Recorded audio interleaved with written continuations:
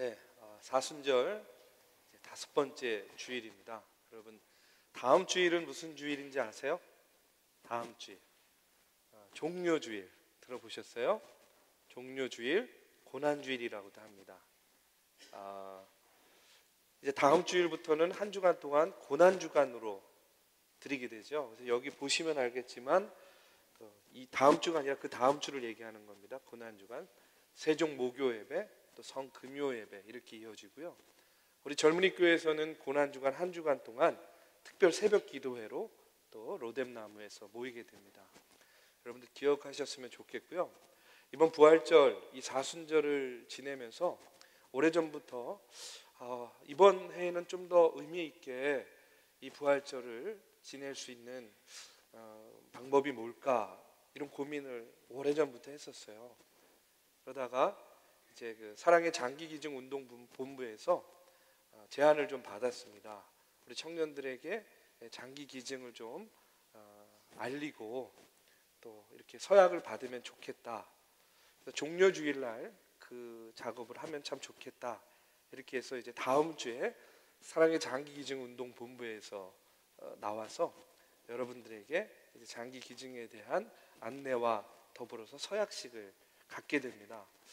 여러분이 좀 선입견 같은 것들이 있을 수가 있어요. 장기기증 이러니까 여러분 거예요, 여러분 거. 저도 대학생 때 이미 이 망막기증은 서약을 했는데, 여러분 혹시 우리가 뭐 죽거나 갑자기 잘못된다고 장기기증운동본부에서 막 와가지고 비키세요, 비켜. 저희한테 기증했어요. 우리 가져가야 돼요. 막 이런 거 절대 아니에요. 그런 거 절대 아닙니다. 여러분들이 연락을 해야 가져갈까 말까 막 이런 거예요. 그러니까 막 선입견, 내가 장기 기증하면 이건 이제부터 이건 내게 아닌가? 절대 아닙니다. 그러니까 여러분 그런 걱정 안 하셔도 되고요. 우리가 부활절을 해마다 맞잖아요. 예수님의 그 사랑, 예수님의 정신을 가장 잘 실천하고 발현할 수 있는 것이 무엇일까를 고민하고 생각하다가 이런 장기기증운동본부를 이렇게 맞이하게 된 겁니다. 그래서 여러분들 다음 주에 안 나오시는 분들은 기증에 대한 의지가 없어서 안 나오시는 걸로 알겠습니다. 근데 여러분 함께 마음을 나누시고 또 뜻을 나누셨으면 좋겠습니다. 여러분 그렇게 기억하시고요. 또 이번 주부터 이제 성경 통독 학교를 열게 돼요. 제자 양육 학교를 보통 하면서 성경에 대한 이야기들을 가르쳤는데 이번에는 단일화했어요. 그리고 통독 학교를 합니다. 그 이유가 있어요. 그건 뭐냐면 우리가 지난 수련회 때도 시편 통독을 했지만 제가 올 한 해 목표를 세운 게 있습니다. 우리 청년들 올 한 해 동안 성경 일독을 할 수 있는 기회를 줘야 되겠다. 그래서 이번 봄 학기에는요 구약을 통독합니다. 그 다음에 가을 학기에는 신약을 통독해요. 그러면 여러분들이 성경 일독하는 거예요. 여러분들 주변에 수십 년 신앙생활 하신 권사님, 장로님들 중에도 다 그런 건 아니지만 아마 처음부터 끝까지 성경 일독하신 분들 그렇게 많지 않을 거예요. 내용이 뭐냐, 의미가 뭐냐, 얼만큼 묵상했느냐 이런 걸 떠나서 여러분들에게 내가 성경 한 번 난 다 읽었어, 처음부터 끝까지. 이런 성공의 경험을 한번 드리고 싶은 거예요. 그래서 이번에는 성경 통독 학교를 진행합니다. 의지를 가지시고 참석하시고요.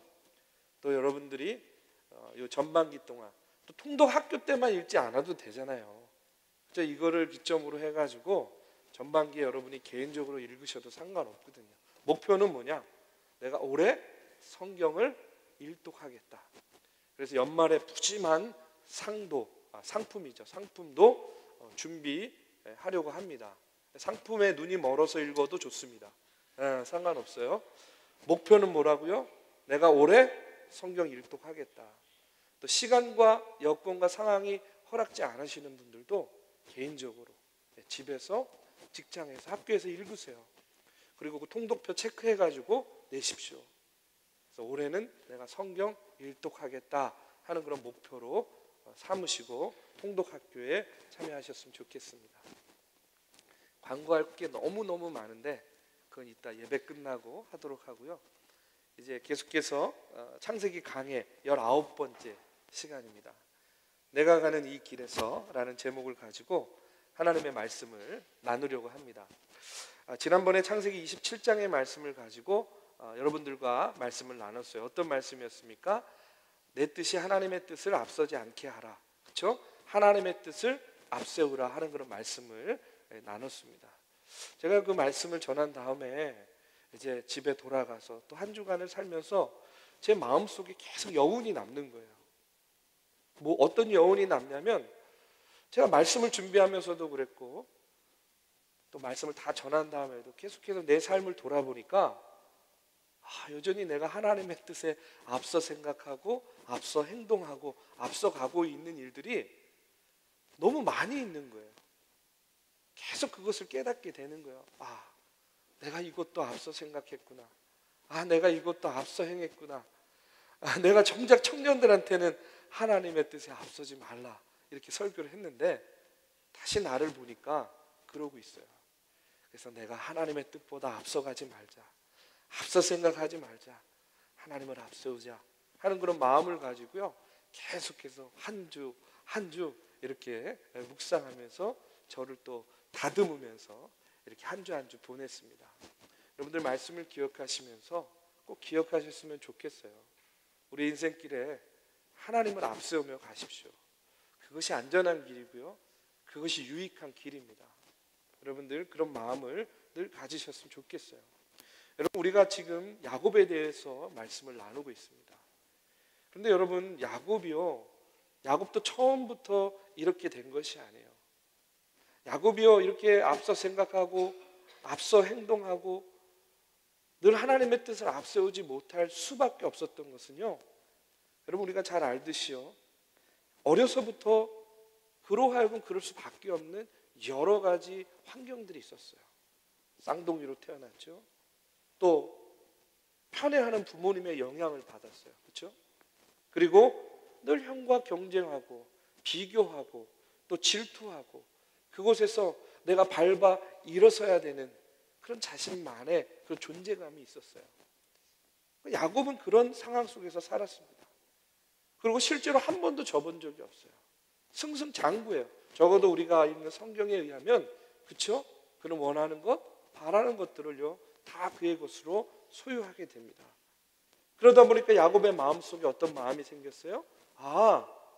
내 능력, 또 주변의 도움을 조금만 받으면 그리고 약간 페이크, 좀 속이기만 하면 내가 원하는 거 얻을 수 있구나 하는 그런 마음을 그가 갖게 되었다는 거예요. 그런데 여러분 한번 생각해 보십시오. 이삭의 축복도 장자권도 자기가 다 얻었다고 생각했어요.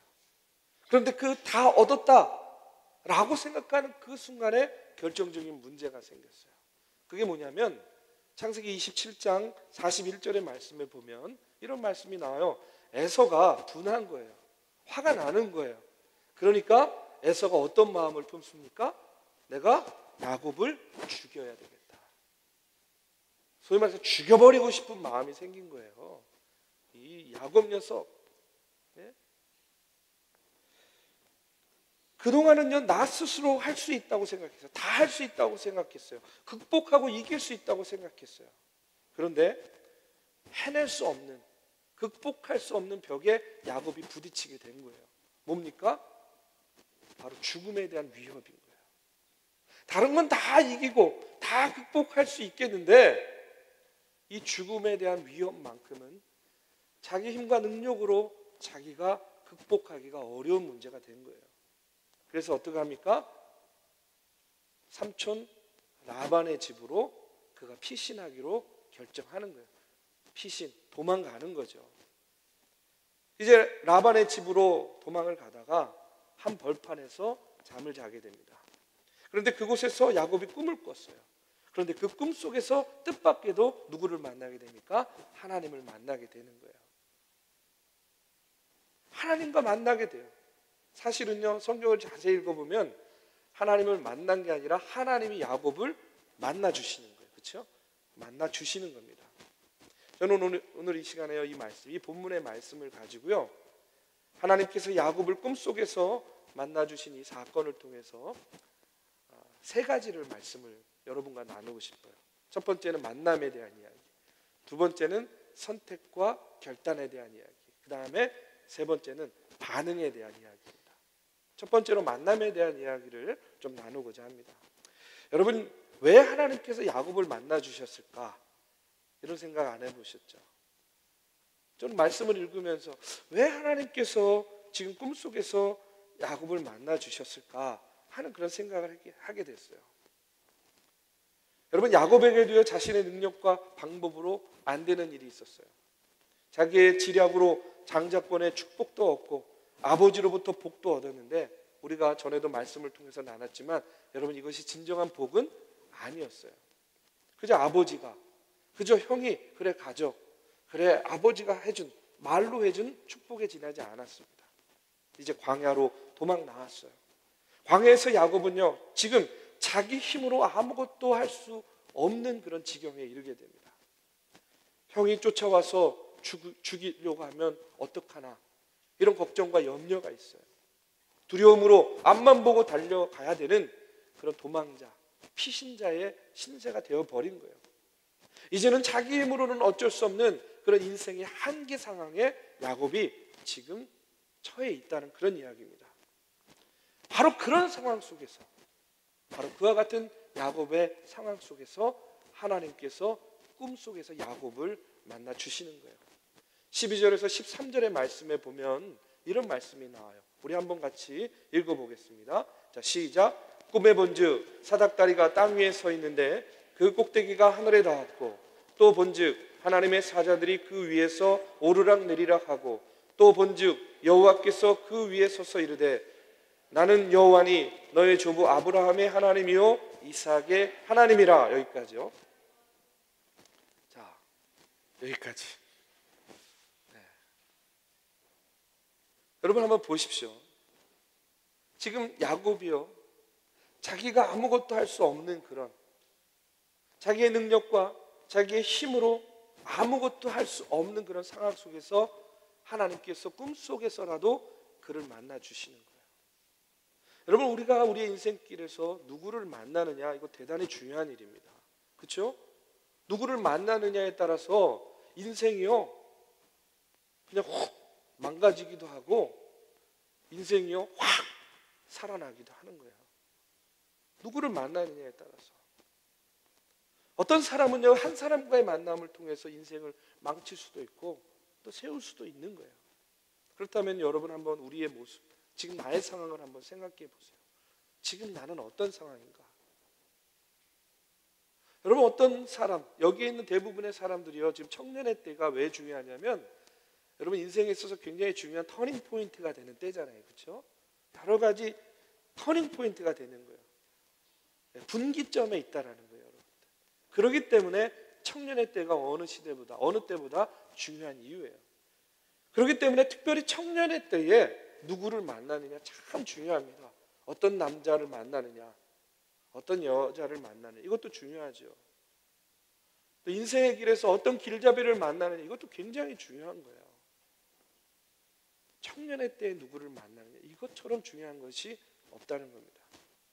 제가요, 지난주 며칠 전입니다, CBS에서요 특별히 제작한 다큐멘터리가 있어요. 요즘에 아주 화제가 되고 있는 건데, 그게 뭐냐면 신천지에 빠진 사람들이라는 다큐멘터리를 방영 중에 있습니다.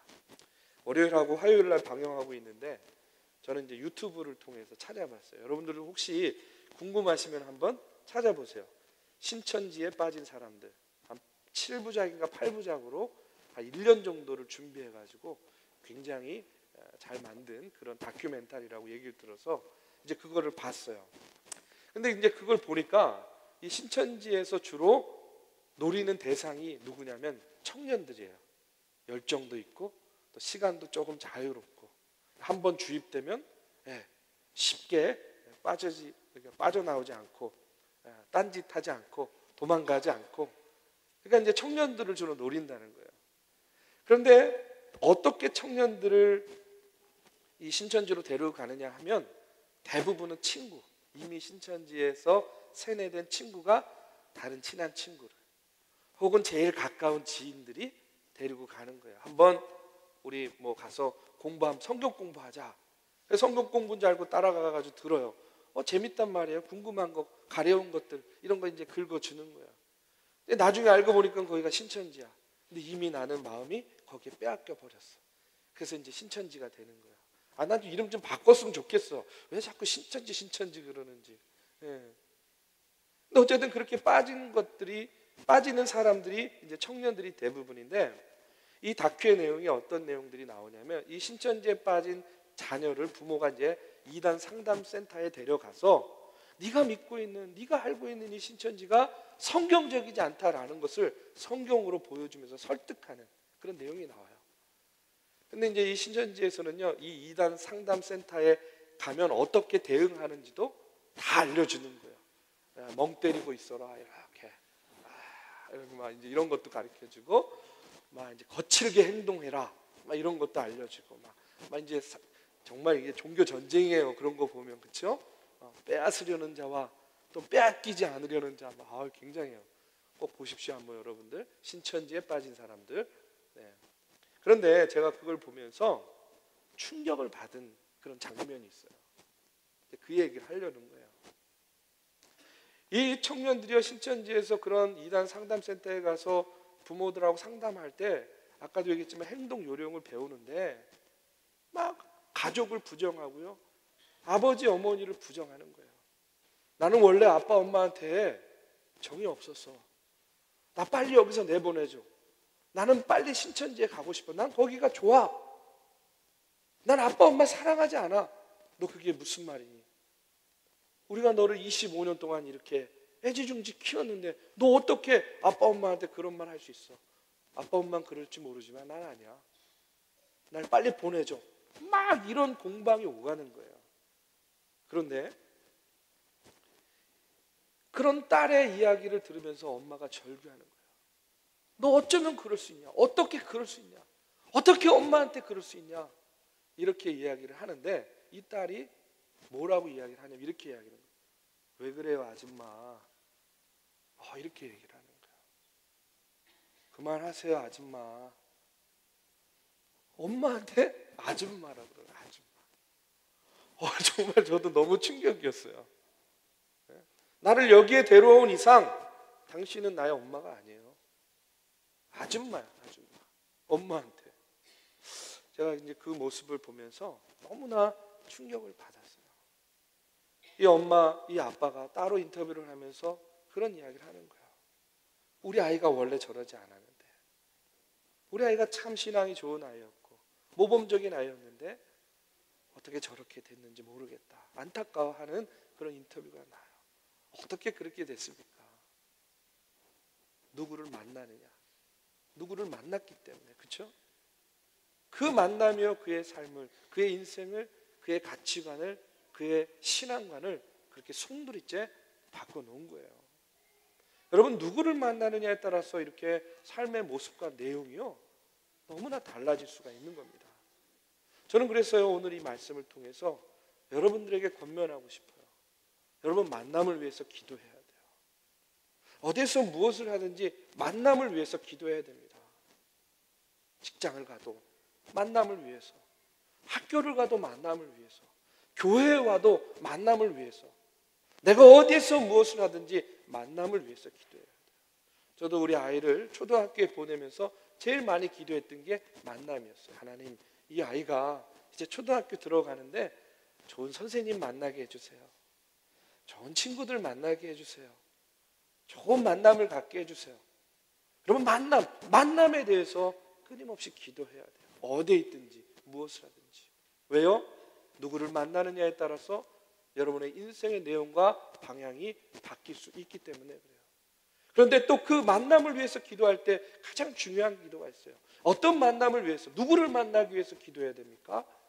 바로 우리 하나님, 우리 예수님을 만나기 위해서 우리가 기도해야 되는 거예요. 우리가 하나님 만나고 싶어요. 주님, 내 삶에 찾아와 주세요. 기도하면요, 하나님이 찾아와 주시는 거예요. 내가 헤매이지 않아도 돼요. 하나님 어디 계세요? 헤매지 않아도 돼요. 하나님이 찾아와 주신다는 거예요. 야곱처럼 야곱이 찾은 게 아니라 하나님이 그를 찾아와 주신 거예요. 그러면 하나님이 우리를 만나 주시는 상황은 언제냐? 어느 때냐? 어떤 상황이냐? 앞서도 말씀드렸어요. 야곱을 보면 알 수 있어요. 어떤 상황에서 하나님이 우리를 만나 주십니까? 찾아와 주십니까? 나의 힘과 나의 능력으로는 도저히 아무것도 할 수 없을 때, 내 힘과 내 능력으로 아무것도 할 수 없을 때, 모든 것을 내려놓고 포기했을 때, 바로 그때 하나님이 만나 주시는 거예요. 찾아와 주시는 거예요. 자포자기의 심정으로 하나님께 사정하고 떨고 두려워하고 있을 때, 여러분, 야곱이요 베델에서 하나님을 처음으로 만나게 됐어요. 편안할 때 만났습니까? 만날 만할 때, 여유 있을 때 만났습니까? 아니에요. 도망가고 있을 때예요.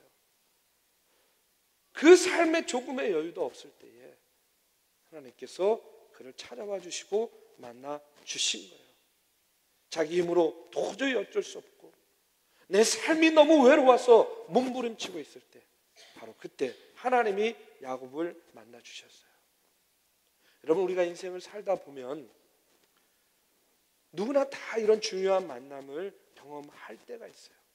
내 삶의 분기점, 내 삶의 터닝 포인트가 되는 만남, 그런 사건을 누구나 다 경험하게 됩니다.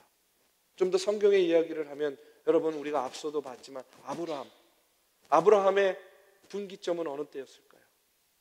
바로 모리아산에서 하나님을 만났을 때, 그가 이삭을 바치려고 할 때에 그 순간 하나님을 만나는 그 사건을 통해서 아브라함의 삶이 완전히 바뀌어졌어요. 그 사건을 통해서 어떻게 돼요? 비로소 아브라함이 믿음의 조상이 되는 거예요. 믿음의 아버지가 되는 거예요. 여러분, 엘리야 아시죠? 엘리야는 어느 때가 그 삶의 분기점이겠습니까? 바로 갈멜산 사건. 갈멜산에서 혼자서 바알과 아세라를 섬기는, 우상을 섬기는 거짓 선지자 850명과 대결을 해요. 결과는 어떻습니까? 그는 죽음을 맛보지 않고 하늘에 들림받는 놀라운 그런 인물로 우리 앞에 우뚝 서 있어요. 사울은 어때요? 사울은 그 삶의 분기점이 언제겠습니까? 다메섹 도상, 그렇죠? 다메섹 도상에서 부활하신 예수님을 만났어요. 그로 말미암아 어떻게 됩니까? 예수 믿는 사람을 핍박하고 죽이는 자에서 어떻게 해요? 복음의 사도로서, 복음의 일꾼으로서, 여러분, 바울이 아니었으면 오늘 우리가 예수님 모를 수도 있어요. 구원받지 못했을 수도 있어요. 이런 위대한 사도로 우리 안에 남아있는 거예요. 여러분, 우리는 어떻습니까? 지금 여러분의 삶, 지금 이 순간 여러분은 어떤 삶의 자리에 있어요? 어떤 분기점에 있습니까? 어떤 터닝 포인트가 필요합니까? 지금 여러분이 이루어 놓은 것이 있을 거예요. 이루고자 하는 것이 있을 거예요. 여러분이 소유하고 여러분이 획득한 것이 있어요. 또 그러길 원하는 것들이 있어요. 어떤 사람은 자포자기하고 절망하고 내 삶에는 소망이 없다라고 생각하고 있는 사람도 있을 수 있어요. 그러면서 내 삶의 터닝 포인트를 기대해요. 만약에 그렇다고 한다면 여러분, 그렇기 때문에 매 순간 기도해야 돼요. 무엇을 놓고 기도해야 됩니까? 하나님, 나를 만나주세요. 하나님, 내 삶에 찾아와 주세요. 자기 인생의 그 위기의 순간, 절망의 순간, 피신하고 도망자였던 야곱을 찾아와 줬던 것처럼, 야곱을 만나 주셨던 것처럼, 하나님, 오늘 나를 만나 주세요. 내 삶에 찾아와 주세요. 여러분, 이렇게 끊임없이 기도해야 돼요. 오늘 말씀을 보십시오. 야곱의 실패의 순간이요, 그에게는 하나님의 만남의 시작이 되었어요. 여러분, 이것을 분명히 깨달아야 됩니다. 그에게 실패의 순간이 하나님과의 만남의 시작이 되었어요. 그럼 우리는 어떻습니까? 우리 삶에 고난이 있어요. 우리 삶에 실패가 있어요? 그럼 그 순간이 어떤 순간이에요? 하나님 만나는 시간이에요. 하나님과의 만남의 시작이 될 수 있다는 거예요. 내 삶의 분기점, 내 삶의 터닝 포인트가 될 수 있다는 거예요. 만남이 중요해요. 여러분, 만남을 위해서 기도하시기 바랍니다. 하나님, 날 만나주세요. 날 찾아와 주세요. 지금 나에게는 하나님이 필요해요. 하나님의 도움의 손길이 필요해요. 변화되고 싶어요.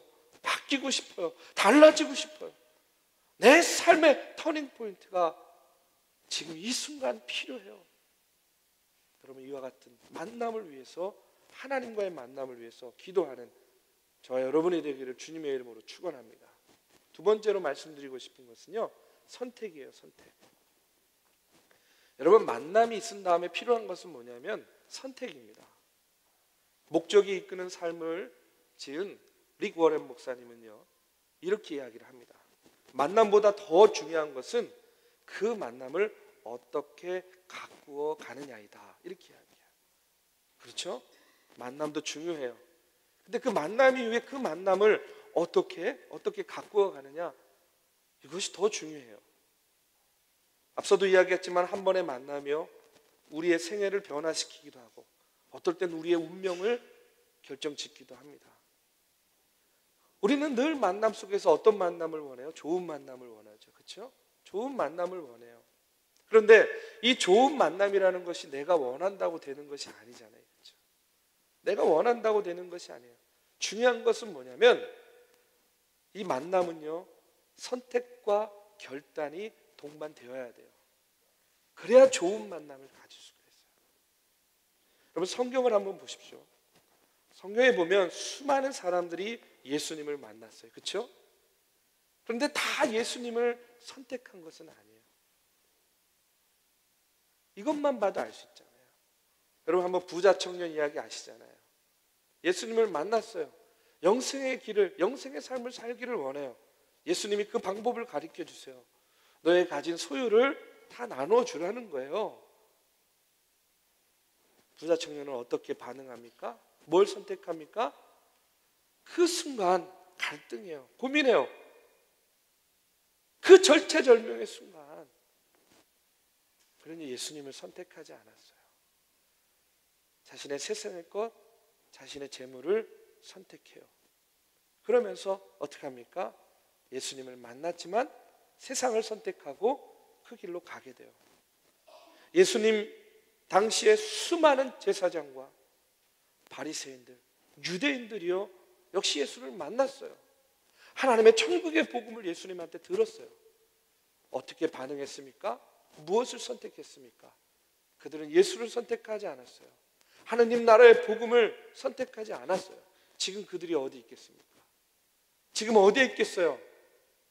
천국에 있겠습니까? 아니에요. 지옥에 있을 거예요. 근데 여러분, 한번 반대로 생각해 보십시오. 물고기 잡는 어부들에게 가서 예수님이 말씀하셨어요. 나를 따르라.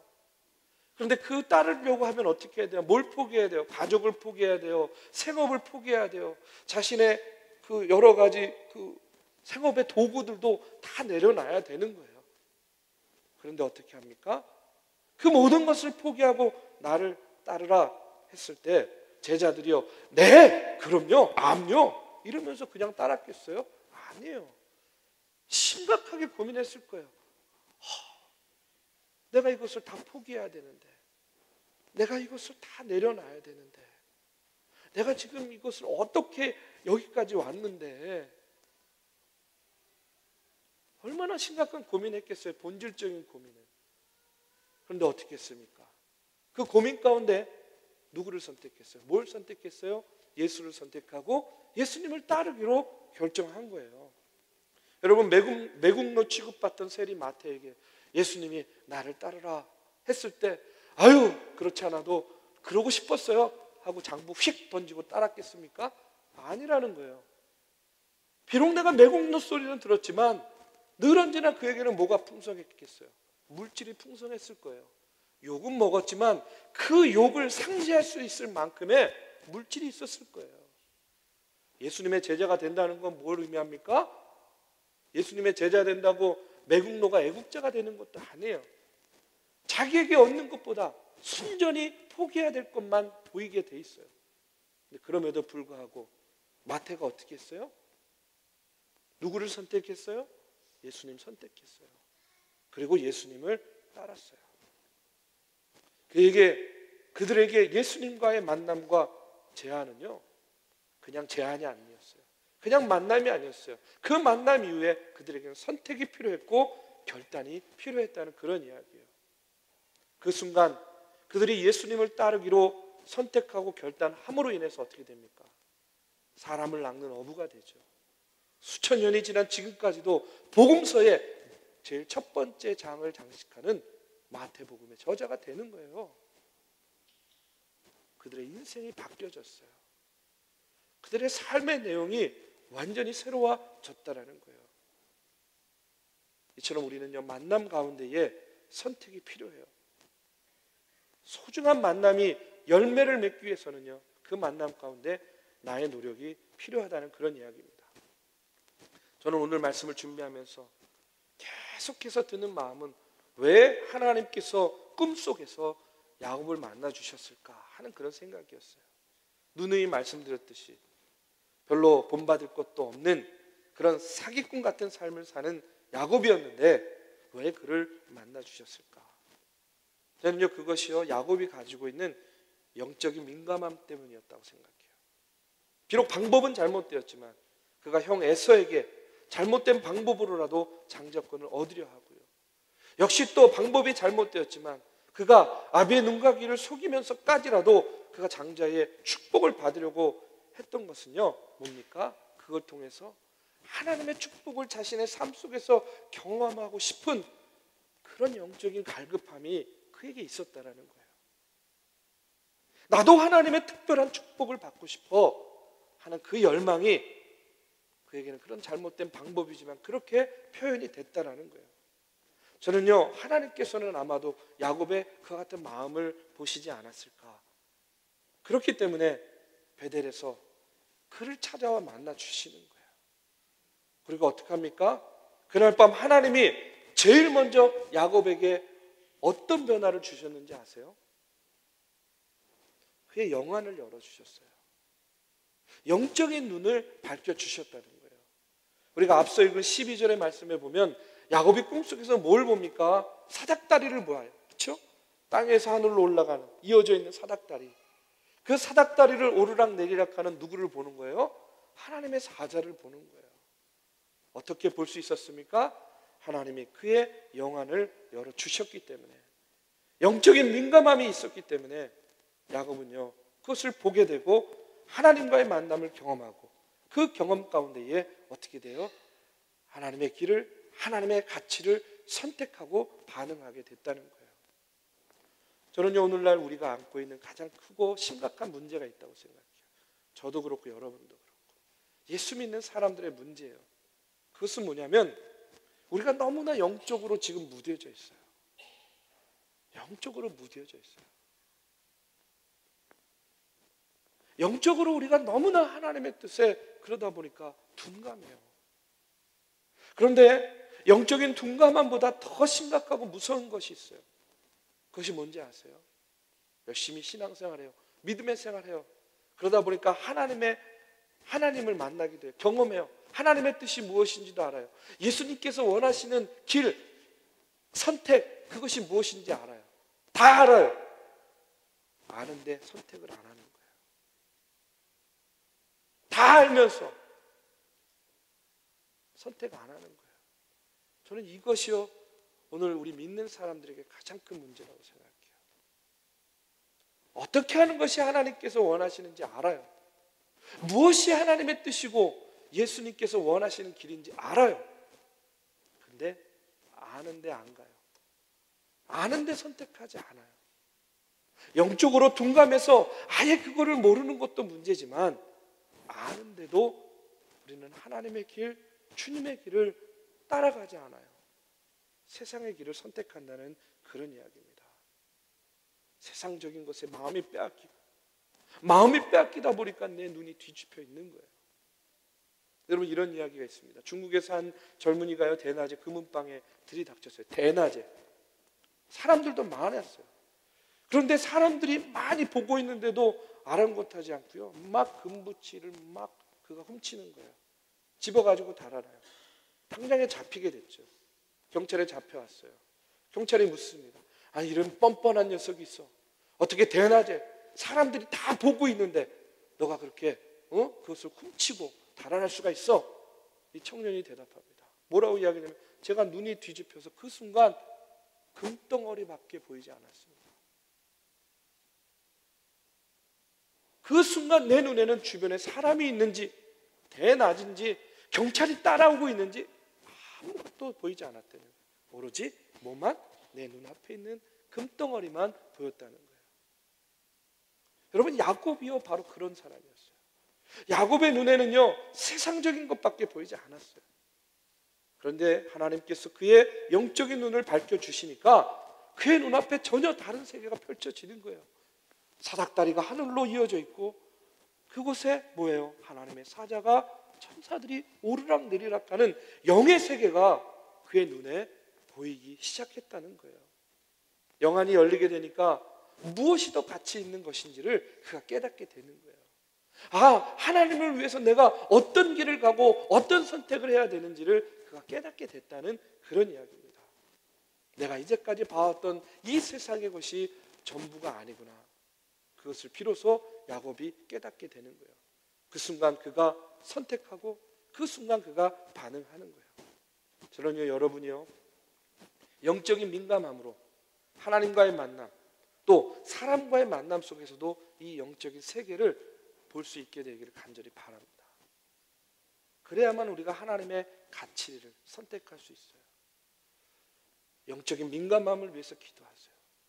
내 영안이 열리기를 위해서 기도하세요. 그리고 하나님의 뜻과 하나님의 계획을 알았을 때 내가 주저하지 않고 망설이지 않고 내가 하나님의 것을, 하나님의 가치를, 하나님이 원하시는 길을 선택할 수 있는 그런 믿음을 달라고 여러분 기도하시기 바랍니다.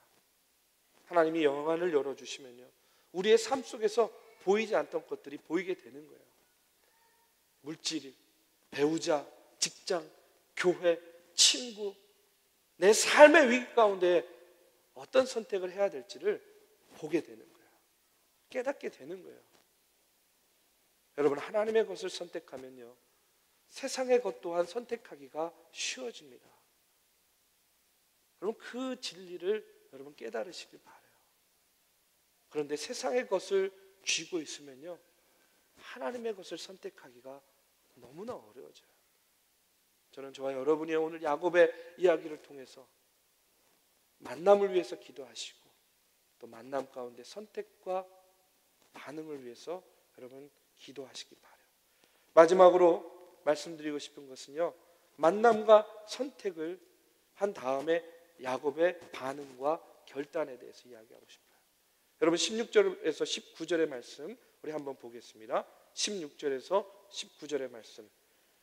여기 보면 야곱이 잠이 깨어 이렇게 되는데 여러분도 잠을 깨십시오. 잠이 깨어서 여러분 한번 16절부터 19절까지 한번 같이 읽어보겠습니다. 자, 시작. 야곱이 잠이 깨어 이르되 여호와께서 과연 여기 계시거늘 내가 알지 못하였도다.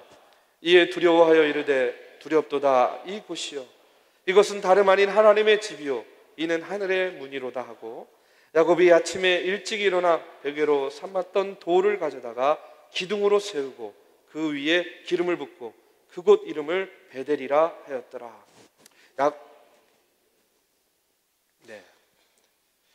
자, 야곱은요 잠이 깨어서 고백합니다. 뭘 고백합니까? 여호와께서 과연 여기 계신데 내가 알지 못하였구나. 지금 야곱은요 무엇을 경험하고 있는 거예요? 여호와께서 여기 계시다. 여호와께서 여기 계시다. 이게 뭐예요? 요즘 식으로 이야기하면 하나님의 임재를 경험하는 거예요. 그렇죠? 뭐 여러분 생각해 보세요. 여러분도 고백해 보세요. 하나님이 여기 계시다. 지금요. 그건 뭐예요? 하나님의 임재를 고백하는 거예요. 여러분, 임재가 무슨 이야기냐면 문자적으로 이야기를 하면 이런 거예요. 뭐뭐 위에 존재하다, 오다, 이르다, 만나다 이런 뜻이에요. 하나님의 임재를 경험한 야곱이요, 어떻게 반응합니까? 자기가 베고 잤던 돌, 그것을 기둥으로 삼아서 어떻게 해요? 그 위에 기름을 부어요. 여러분, 이것을 오늘날로 이야기하면 어떤 행위를 하고 있는 거죠? 예배 드리는 거예요. 예배를 드리는 겁니다. 그리고 그곳 이름을 뭐라고 지었어요? 베델. 베델은요, 베이트 엘, 이 두 말을 합성한 말이에요. 그래서 베이트는요 뭐냐면요, 집이라는 뜻이에요. 집. 그리고 엘은 뭐예요? 하나님이라는 뜻이에요. 그럼 뭐예요? 베델은 무슨 뜻입니까? 하나님의 집이라는 뜻이에요. 하나님의 임재를 경험한 야곱이 그 임재를 경험하면서 제일 먼저 한 반응이 뭐예요? 돌로 기둥을 쌓고 거기에 기름을 붓고 하나님의 임재에 대한 반응으로 뭘 드렸어요? 예배를 드렸다는 거예요. 여러분, 예배는 뭔지 아십니까? 바로 이렇게 하나님의 임재에 대해서 우리가 반응하는 것이 예배인 거예요. 지금 여러분, 이 예배 드리는 이 자리에 하나님께서 임재하고 계심을 믿고 그 믿음으로 우리가 찬양하고 그 믿음을 가지고 우리가 기도하고 그 믿음을 가지고 하나님께 헌금하고 하나님께 영광 돌리는 것이 바로 예배라는 거예요. 그렇기 때문에 예배가 왜 중요합니까? 다시 한번 말씀드리지만 예배는 하나님의 임재를 경험하고 그것에 반응하는 자리이기 때문에 중요한 거예요. 여러분이 예배당에 들어와서 예배드리면서도 하나님의 임재를 경험하지 못하고 그냥 나간다고 한다면 그것은 온전한 예배를 드린 것이 아닌 거예요. 그렇기 때문에 예배를 드리면서 살아계신 하나님의 임재를 경험하는 사건이 없으면 예배에 참여한 것이지 예배를 드린 것이 아니라는 거예요. 그냥 몸뚱이만 예배당에 왔다 가는 거예요. 성전 마당만 밟고 가는 거예요. 우리가 찬양하고 기도하고 말씀을 나누는 이 모든 것은 하나님의 임재에 대한 반응입니다. 여러분, 이것을 꼭 기억하셔야 돼요. 그렇기 때문에 하나님의 임재를 경험할 때에 그것이 바른 예배가 되는 거예요. 하나님의 임재에 반응하는 것이 예배자의 모습인 거예요. 그리고 하나님의 임재를 경험한 야곱은요, 베델에 단을 쌓고 예배함으로 반응해요. 그리고 거기서 끝나지 않습니다. 이어지는 말씀을 보면 그가 이제 결단으로 이어지는 것을 보게 돼요. 여러분, 이어지는 야곱의 모습을 보면요, 20절에서 21절의 말씀에 보면 이런 말씀이 나옵니다. 우리 한번 같이 읽어보겠습니다. 자, 시작. 야곱이 서원하여 이르되 하나님이 나와 함께 계셔서 내가 가는 이 길에서 나를 지키시고 먹을 떡과 입을 옷을 주시어 내가 평안히 아버지 집으로 돌아가게 하시오면 여호와께서 나의 하나님이 되실 것이요 내가 기둥으로 세운 이 돌이 하나님의 집이 될 것이요 하나님께서 내게 주신 모든 것에서 10분의 1을 내가 반드시 하나님께 드리겠나이다 하였더라. 반응하고 결단합니다. 여러분, 무슨 결단이냐면 이런 거예요. 첫 번째는 여호와께서 나의 하나님이 되실 것이다. 이곳이 하나님을 예배하는 집이 될 것이다. 그리고 요즘 말로 말하면 내가 11조를 드리겠다. 이렇게 결단해요. 여러분, 야곱은요, 이제까지는요, 늘 어떤 모습의 사람이었냐면 자신이 원하던 것을 가지려고만 몸부림치던 사람이었어요. 근데 그가 영안이 열리고 하나님이 그를 꿈속에서 만나주시고 그 다음에 어떻게 해요? 하나님의 가치를 선택하고 그가 거기에 반응하며 예배드린 다음에 그에게 나오는 모습은 뭐예요? 자기의 것을 드리겠다는 그런 결단, 그런 결단으로 이어지고 있는 거예요. 하나님의 임재를 경험한 야곱은 이처럼 자신의 것을 움켜쥐고 소유하고 몸부림치는 인간에서 하나님을 예배하고 자신의 것을 내놓는 자로 이제 바뀌게 되었다는 거예요. 여러분, 하나님은요, 야곱을 만나 주신 것처럼 오늘 우리도 만나 주신다고 저는 믿습니다. 우리를 여러 가지 모양으로 찾아와 주시고 우리를 깨닫게 해주세요. 아무개야, 너 이렇게 해야 돼. 너 그 길로 가면 안 돼. 너 저쪽을 쳐다보지 마. 나를 바라보란 말이야. 눈을 들어서. 왜 한눈 팔고 있어? 나를 봐, 나를. 네가 지금 볼 곳은 저곳이 아니야. 나야, 나. 하나님께서.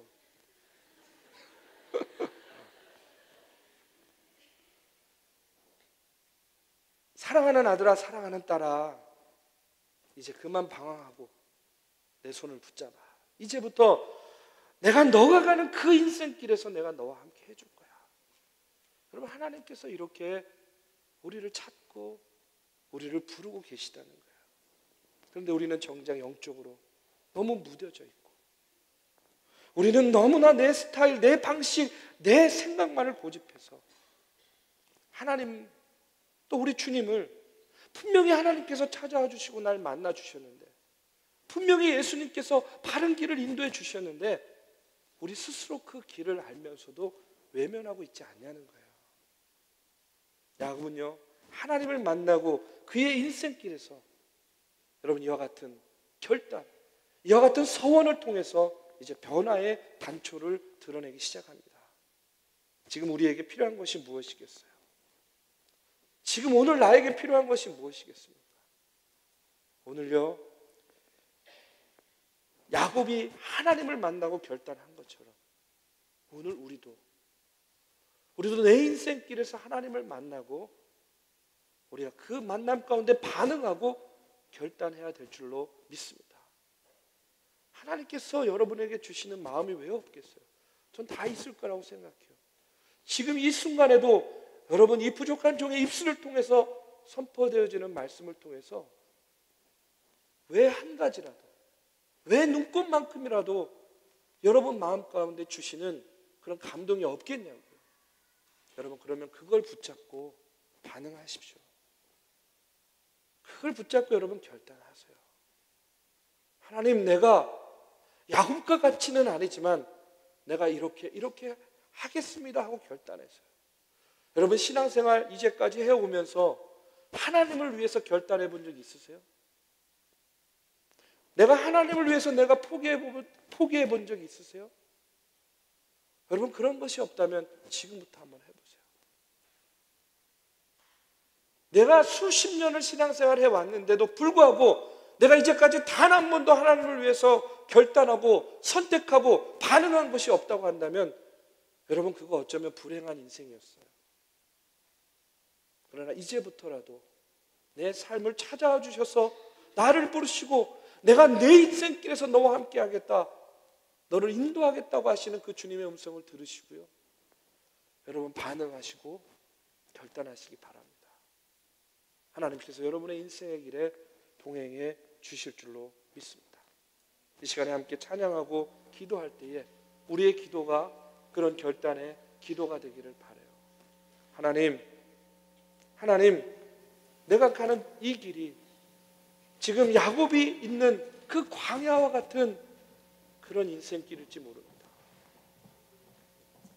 그렇지만 주님께서 나를 만나주시고 찾아와 주셔서 내가 그 만남 가운데 하나님의 길을 선택하고 주님의 가치를 선택하게 하여 주시옵소서. 내 영이 너무나 둔해져 있습니다.